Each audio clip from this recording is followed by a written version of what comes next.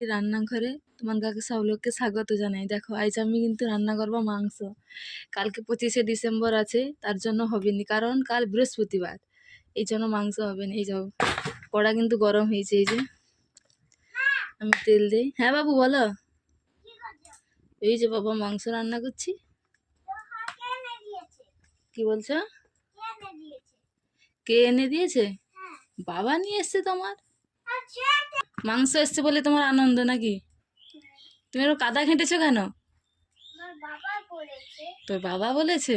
ও আচ্ছা আচ্ছা, ভালো কথা। এই দেখো তেল ভালো মতো গরম। এবার একটু চিনি দেই অল্প করে।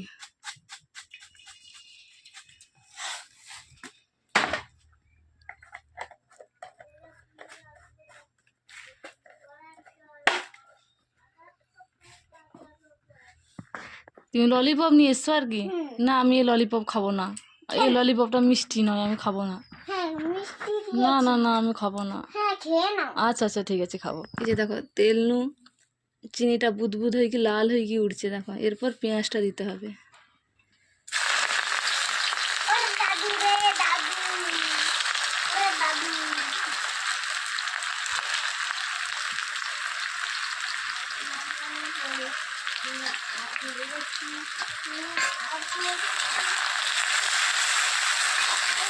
পেঁয়াজটা কিন্তু ভালো কি লাল লাল করে ভাজতে হবে।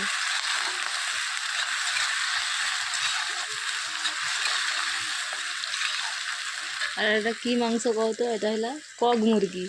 এই যে কক মুরগির একটা ডিম বাড়িছে এই যে। আর আমি তো সব মশলা টসলা সব কিছু রেডি করেছি। এই যে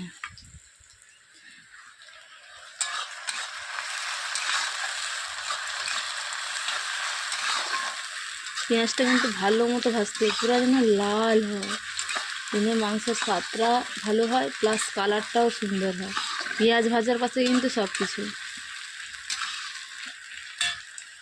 পেঁয়াজটা দেখো ভালো মতো ভাজা হয়েছে, পুরো মেরুন কালারের থেকেও আরও বেশি একটা, মানে শুকনা শুকনা, যেরকম বিরিয়ানি যে পরে ব্রেস্তা যেরকম পেঁয়াজটা ভাজা হয় সেই রকম টাইপের ভাজতে হবে পুরো পেঁয়াজটাকে। এই যে আমার সেরকম হয়েছে। এবার দিবা রসুন বাটা। এই যে এই যে রসুন বাটা।